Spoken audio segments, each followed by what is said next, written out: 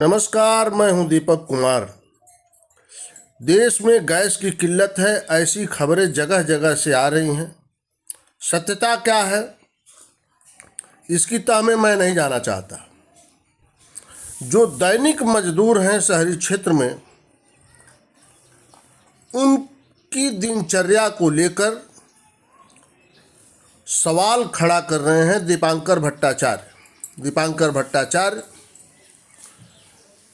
एक वामपंथी नेता हैं, मजदूरों के लिए काम करते हैं, किसानों के लिए काम करते हैं। मुझे लगता है कि यह वीडियो आपको देखनी चाहिए और उनके विचार से आप सहमत हैं या असहमत हैं, खुलकर कमेंट बॉक्स में लिखना चाहिए।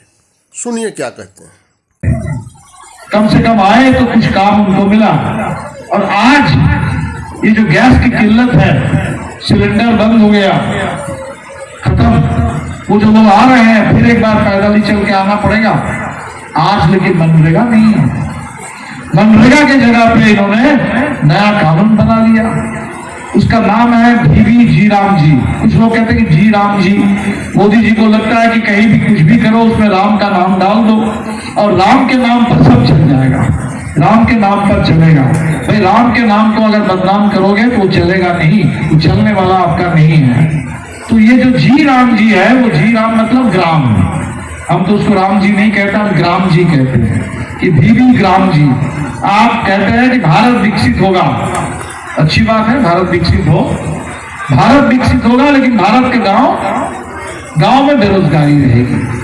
गांव में किसको काम मिलेगा, किसको नहीं मिलेगा, कैसे तय होगा?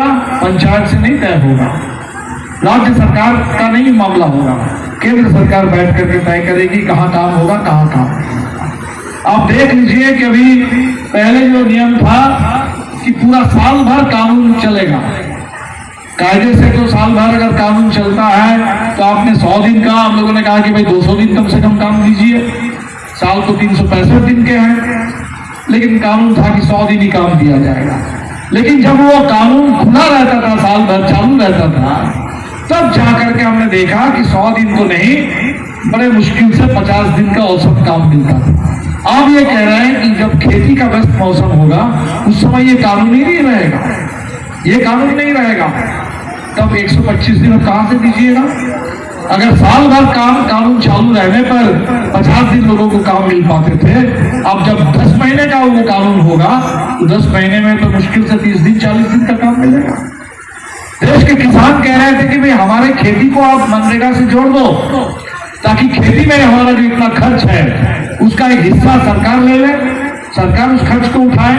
सरकार अगर मनरेगा के तहत इस खर्च को अगर उठाए तो किसान को थोड़ी राहत मिलेगी।